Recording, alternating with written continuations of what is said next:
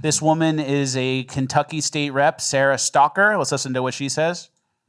I'm going to be honest. I don't feel good about being white every day for a lot of reasons. Because it's a point of privilege that I get to move through the world in a way that so many of my other colleagues and friends and family members of the community don't get the privilege to do. And I'm just a female, but just a woman, just a white woman.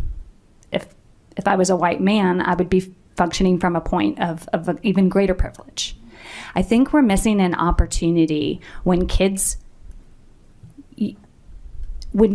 have a moment to reflect about how the color of their skin does and does not allow them to move through the world. Running to them and trying to stifle that and trying to say you shouldn't feel bad, so we don't want to ever expose you to something that is going to make you have to pause and have maybe some internal feelings. It's a missed opportunity for some really good dialogue. Maybe you're a piece of shit. Maybe you want to be nobody. What's up, guys? Today we're going to look at a few clips by Fleckus Talks, the podcast, probably the greatest news podcast of all time. And you just saw a clip of Sarah Stalker, a Kentucky state representative, making absolutely outrageous, xenophobic, and racist claims against one group in particular, isolating and targeting the most vulnerable population within that group. I'm going to play a few more clips by Fleckus, or they do, we might say, some noticing of patterns. We're going to reveal that Sarah Stalker is not only an imposter, not only is she pretending to be something that she's not, she doubles down after getting caught by the internet, alters her Wikipedia page to hide the truth. So buckle up. We've got some pretty fun clips to look at here. Chuck Schumer here proposing the resolution to denounce Nick Fuentes and Tucker. We're going to let this play. Today in America, we're witnessing a disturbing and alarming trend. Anti-Semitism and white supremacy, and indeed neo-Nazism, just saying the word sends shudders down one's spine, are increasingly running rampant in our society. These deeply pernicious forms of hate, spewed by right-wing radicals like Nick Fuentes, and platformed by people like Tucker Carlson, who almost seem proud to platform them, have pushed America closer to a tipping point, where Jewish Americans, and all those targeted by white nationalist hate, are all too often looking over their shoulders, fearing for their safety. And too many in this country are silent against this threat. On this issue, silence is dangerous. So today, because silence is dangerous, today I am introducing a resolution, co-sponsored by every single Senate Democrat, all 47, that rejects Nick Fuentes and his anti-Semitic and white supremacist views. This resolution condemns Tucker Carlson for giving Fuentes a platform. And it condemns anti-Semitism, white supremacy, and Nazism wherever and whenever they strike. As I introduce this resolution today, I invite my Senate Republican colleagues to join us in taking a stand against hate by co-sponsoring this resolution. The country wants to see both parties united against anti-Semitism, so it's not too late for my Republican colleagues to join my resolution. You see how he ended it? Yeah. Going like this? Thought that was anti-Semitic. Yeah. Thought that was anti-Semitism. Yeah. You can't go like this, Chuck Schumer. He's baiting you. You're He's baiting baiting me. you. I'm not supposed to say something? He's going to condemn you next. And then how about he said, silence is dangerous, and your phone's ringing during that? That's like God telling us we're on the right side. He's making humor in that moment. It should send a shiver down your spine. You know what sends a shiver down my spine? 20 million illegals. I was going to say migrants. Stuff like that, yeah. Yeah. Not some mean words or like Fuentes and Tucker having a conversation. And then we have some context of what the resolution condemns. Can you just kind of read the bullet points in the middle? Yeah, the resolution condemns Fuentes for having likened organized Jewry to a transnational gang, using tropes like globalists that suggest Jews secretly control media, finance, and government, claiming that neoconservatism is Jewish in nature, denying that acts of rape and the killing of babies by Hamas took place on October 7th, advancing the dual loyalty trope by saying that Jewish Americans are loyal first to Israel and that they have this international community across borders, extremely organized, that is putting the interests of themselves before the interests of their home country.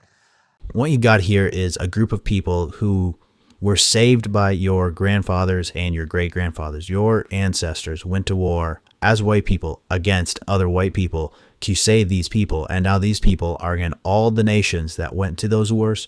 They're at all of them telling the white people what they can and can't say, and telling you what you can and can't believe. You're being told what neoconservatism is, what's acceptable on a government level here. You're not allowed to deny certain things that happened on October 7th. You're not allowed to say that dual loyalty even exists. They're trying to control what you can actually think. And just remember, this is the result of your own ancestors fighting to protect these people, but this is their response to you from what your ancestors did to help them and to help their ancestors. And then think back to that clip from Sarah Stalker, and not only was she targeting children in that clip, but she said that if she were a man, she would be even more ashamed. She would be even more privileged. I want to just look back one more time at that war that was fought. That war was fought by men to save these people.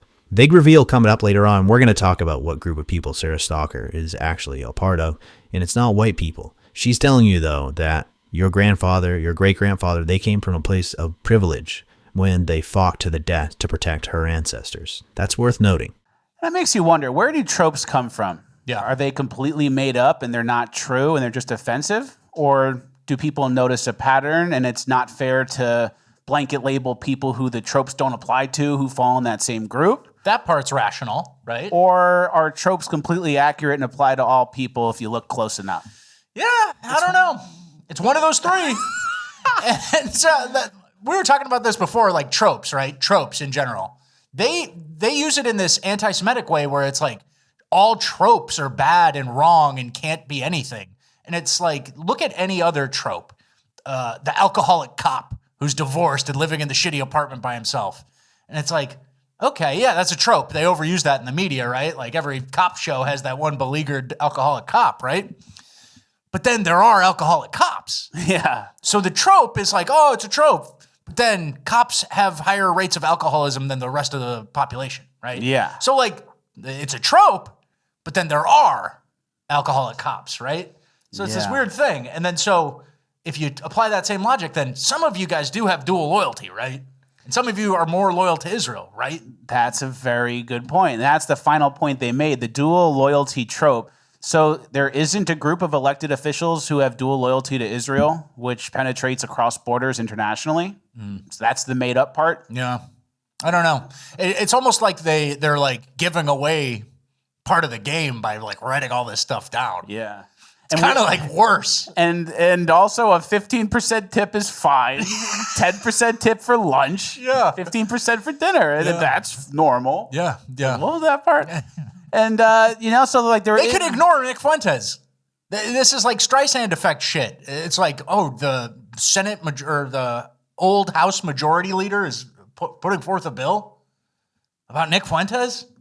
Doesn't that make it all more amplified, buddy? Yeah. So That's why I like it. They misplay it. The Chuck Schumer misplays his cards, right? Yeah. And then, so the trope must be not true that there isn't an international group with dual loyalties. This next clip is a speech from the president of the World Jewish Congress. Let's listen to what he says. Any candidate running for a seat in this building, whether for Congress or Senate, whose platform includes anti-Semitism, we will target them as they target us. Accordingly, we will start a fund to help their opponents. Okay. So Is that a trope? Single issue voter, he's right? just a random guy who's the president of the World Jewish Congress, which is a global organization that expands beyond borders and demands dual loyalty from American elected officials for them to have loyalty to Israel, blah, blah, blah. So that trope is perfectly done. Yeah, so one guy, we at least have one. We at least have one trope. Yeah. One for one. Ignore the evidence, I guess. Yeah. And then Mike Huckabee, he's a big Zionist. Listen to this He's the quote. ambassador to Israel, right? He's the ambassador. Look at this quote he said. Insulting Israel is like insulting my wife. What are you talking He's about? married to Israel or something. I don't know. So that's two tropes. Yeah. It's his wife. So I have a loyalty to my wife. Yeah. And I have a loyalty. And then he also said this. Can you read that? breaking, no foreign government is blackmailing the United States with the Epstein files, per Ambassador Mike Huckabee. So is there someone like right next to you, just off camera? Saying no Going with a like gun. he's- Yeah. Say the line, Mike. Yeah. He's a bad one. Yeah.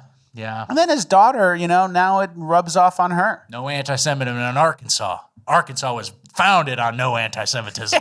What are you talking about? Crazy to shoehorn these things in. And then the amount of talking about it and like pointing out and condemning Nick Fuentes, it's just like, why are we talking about this so much to an average Christian man like me? Yeah, to an average American. And then, well, maybe I will check out what he has to say. Oh, he's really funny. Wow, he made me laugh 6 times. I'm going to watch again tonight with my girlfriend. And No then commercials? You know, I said this to my dad. Yeah. He likes him too. Like, Yeah. that's literally how it's going. I know. So let's get back to our friend Sarah Stalker. Remember the claims that she made. She said she was ashamed of being a part of a certain group of people. Well, it turns out that she is not a part of that certain group of people. Sarah Stalker is a member of a different tribe altogether. And if you were to go and try to look on Wikipedia right now, do maybe, I don't know, an early life check to see what sort of religion or ethnicity she may be, you will find that that information is absent. But if you dig a little deeper, you'll find that it was edited just a couple days ago, right after she made the statement, and it started making its rounds on the internet. If you wanted to check this information yourself, I did ask Brave's search engine, Early Life Check, and it referred to everything that I just talked about as being a conspiracy.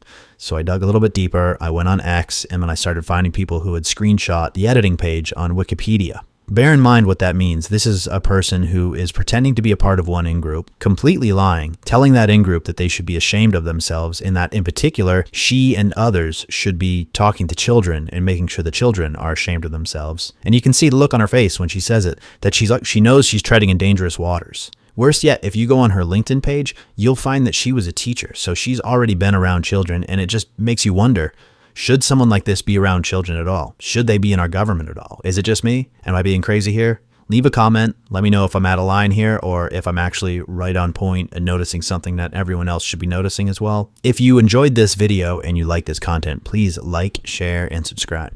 Alrighty, I will see you guys the next time, and until then, keep your head on a swivel, my friends.